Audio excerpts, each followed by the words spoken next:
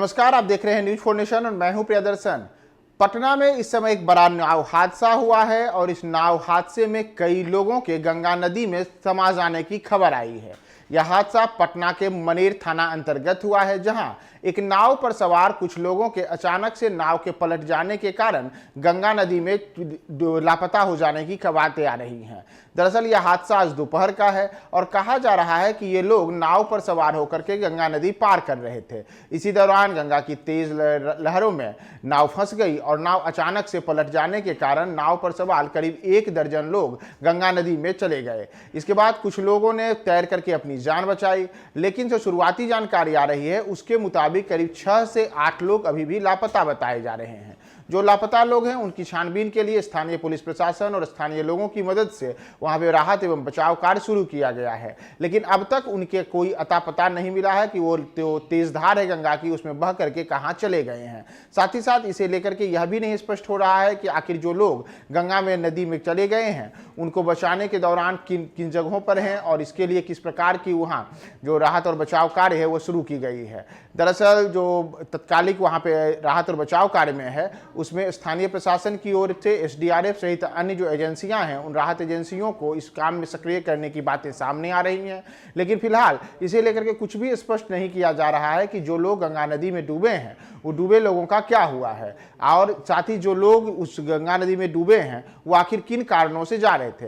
दरअसल जो स्थानीय लोग बता रहे हैं उनका कहना है कि यह नाव हादसा 2 वजहों से हो सकता है। एक तो प्रतिदिन बड़ी संख्या में लोग दियारे के इलाके में जानवरों का चारा लाने के लिए जाते हैं, तो वो लोग भी नाव का इस्तेमाल करते हैं। साथ ही साथ कुछ ऐसे लोग भी हैं जो अवैध बालू खनन से जुड़े हुए हैं और वह भी नाव के सहारे ही एक इस पार से दूसरी ओर जाते हैं।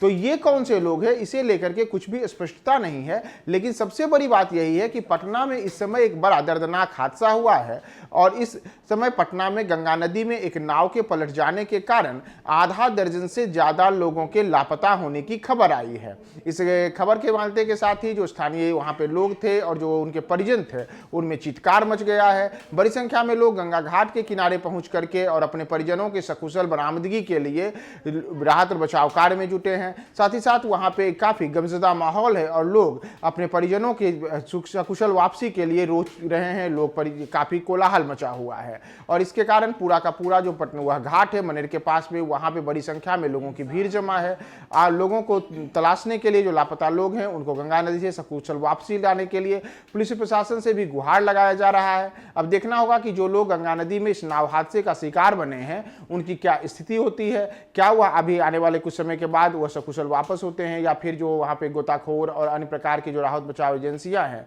उनकी ओर से जो अभियान चलाया जा रहा है उसमें वह कहां मिलते हैं। हम आपको इस घटना के पूरे अपडेट्स बताएंगे।